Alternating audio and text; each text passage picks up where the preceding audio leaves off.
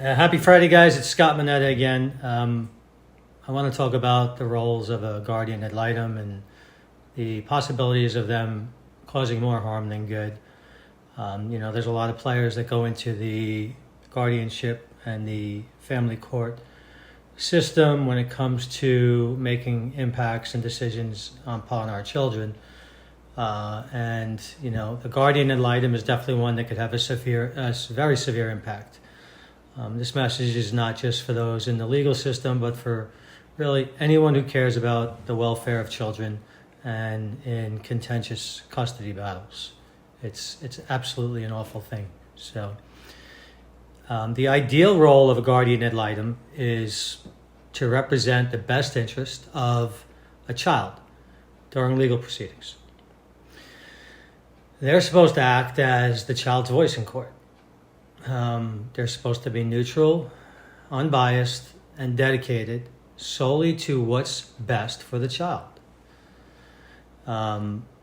This role it's a lot. You put a lot on a guardian ad litem, but it's gathering information impartially, it's interviewing everyone involved, providing the court with a balanced and objective report. It's critical.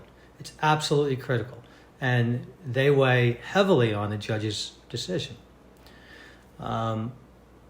Sometimes it can become an issue, and in a lot of parental alienation issues, that's what we're seeing.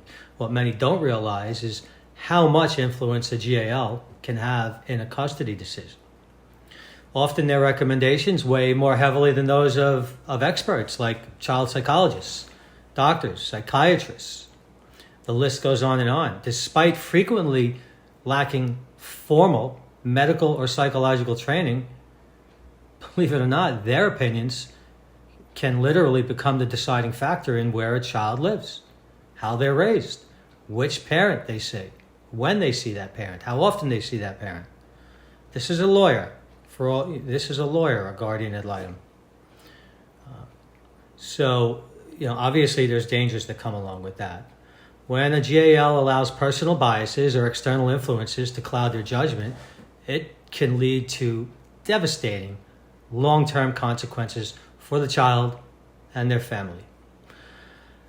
A biased guardian ad litem can undermine the child's best interests, and the impact of their decisions can be far-reaching and deeply damaging. Some things that you look for, like some key indicators of guardian ad litem bias is, obviously the first one should be clear. It's if they're disregarding the child's wishes and feelings, as the child's own expressed feelings and desires, especially when those wishes don't align with their preconceived notions or preferred outcomes, that's a problem with the GAL. Like, this disregard for the child's voice is a clear violation of the guardian ad litem's duty. That's a big one. And, if you're seeing that, you see that a lot in parental alienation cases.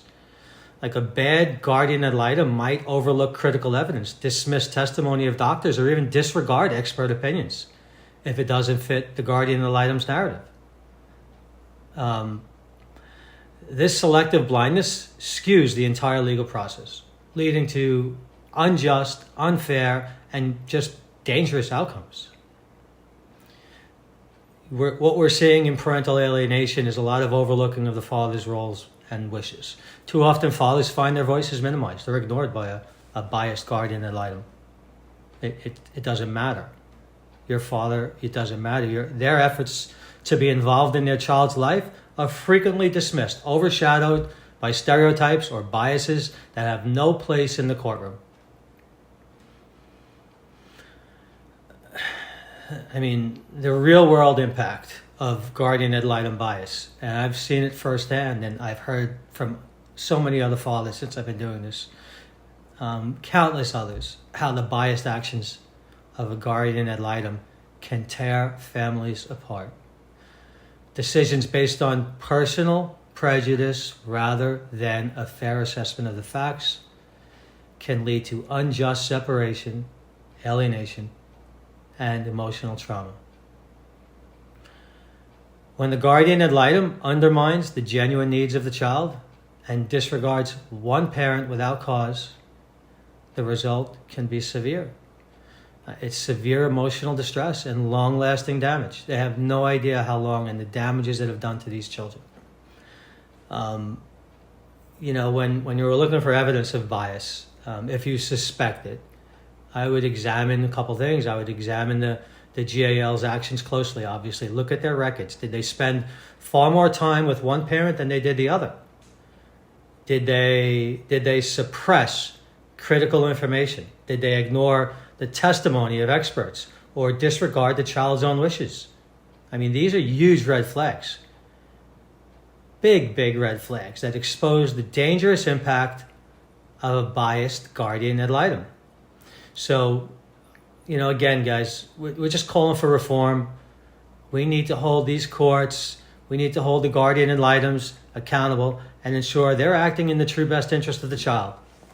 And, this means demanding transparency, challenging biases, pushing for reform that prioritizes the welfare of the children above all else. Above all else. If you've experienced harm from a biased guardian ad litem, a GAL, speak up, share your story, join the movement for change, and fight for the accountability that our children all deserve. Thanks for listening.